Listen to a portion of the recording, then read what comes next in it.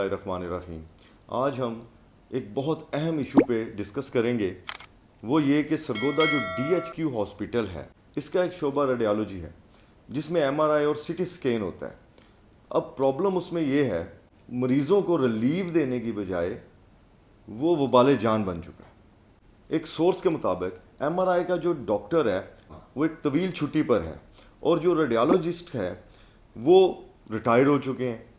اب ہاسپٹل میں جو یہ شعبہ ہے ریڈیالوجی کا، اس میں تحصیل کے جو ہیڈ کوارٹرز ہیں ان ہاسپٹل سے جو ڈاکٹرز ہیں وہ ڈیوٹی دینے آتے ہیں۔ اب جو وہ ڈیوٹی دینے آتے ہیں وہ چونکہ پراپر ایک ٹرینڈ سٹاف نہیں ہے، وہ آ کر کے ادھر جب وہ کرتا ہے CT اسکین یا MRI کرتا ہے تو اس کی رپورٹ ٹھیک نہیں ہوتی۔ زیادہ تر ایسا واقعہ ہوتے ہیں، وہ اس لیے کہ جب وہ سیکنڈ آپشن میں جو پیشنٹ ہے وہ جاتا ہے تو سیکنڈ آپشن میں جب وہ جاتا ہے تو وہ ادھر جا کر ایک اور رپورٹ پرائیویٹ کرواتا ہے تو وہ دونوں رپورٹس میچ نہیں کرتی، ان میں فرق ہوتا ہے۔ اب اس کی وجہ کیا ہے؟ اس کی وجہ یہ ہے کہ جو تحصیلوں سے ڈاکٹرز آئے ہوئے ہیں ادھر DHQ میں، وہ الٹرا ساؤنڈ یا ایکس رے وغیرہ کرتے ہیں، ان کو MRI یا اس کو CT اسکین کی تربیت ہی نہیں ہے، نہ ان کے پاس کوئی ڈپلوما ہے، نہ انہوں نے کوئی پریکٹس کی ہوئی ہے اس میں، تو اس لیے ان سے رپورٹ صحیح نہیں ہوتے۔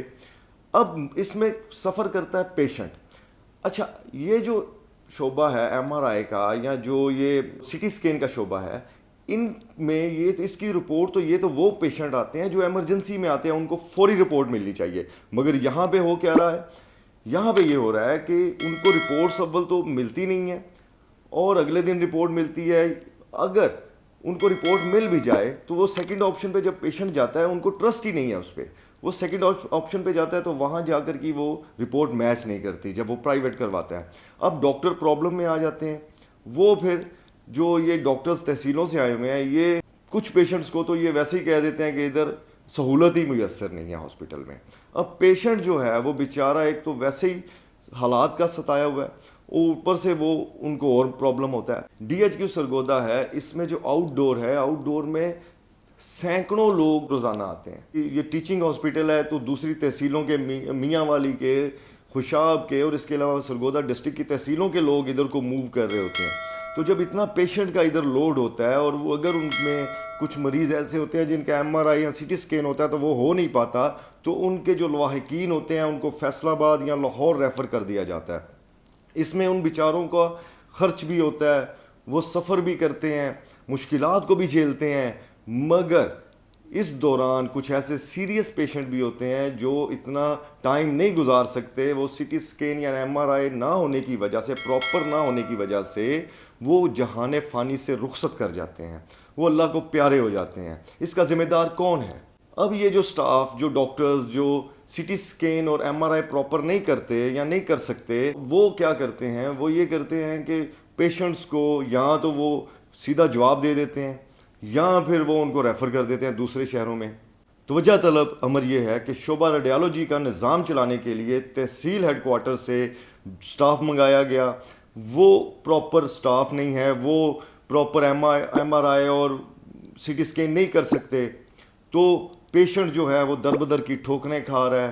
آؤٹ ڈور جو ہے وہ ادھر ڈیلی ہزاروں پیشنٹ آ رہے ہیں، اور جب ان میں سے اگر کوئی CT اسکین کا یا MRI کا ٹائم لیتا ہے تو ان کو ایک ڈیڑھ ماہ بعد کا ٹائم ملتا ہے، تو 1.5 ماہ وہ جو ایمرجنسی کی سہولت ہونی چاہیے، جہاں پہ ڈاکٹر پراپر موجود ہونا چاہیے، وہاں پہ جو نہیں ہے، جس کی وجہ سے نقصان ہو رہا ہے گورنمنٹ کا بھی، عوام کا بھی، اور اس کا پراپر حل نکالنا چاہیے۔ شہری سراپا احتجاج ہیں، وہ اس امپورٹڈ وزیر اعلیٰ کو کہہ رہے ہیں DHQ سرگودا میں پراپر ایک ریڈیالوجسٹ مقرر کیا جائے، تعینات کیا جائے، تاکہ شہریوں کو سہولت مل سکے اور وہ در بدر کی ٹھوکریں نہ کھائیں۔ اور سوچنے والی بات یہ ہے کہ یہ کوئی اتنا بڑا کام نہیں ہے، اس میں پراپر گورنمنٹ کو چاہیے کہ سرگودا کے عوام کو، یا یہ تو میں بھی صرف سرگودا کی بات کر رہا ہوں، پتہ نہیں اور دوسرے شہروں میں بھی ادھر کیا ہو رہا ہے، ادھر کے ہاسپٹلز میں کیا ہو رہا ہے، عوام کے ساتھ کیا ہو رہا ہے۔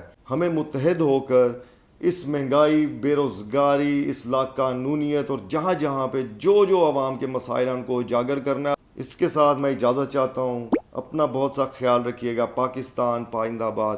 السلام علیکم۔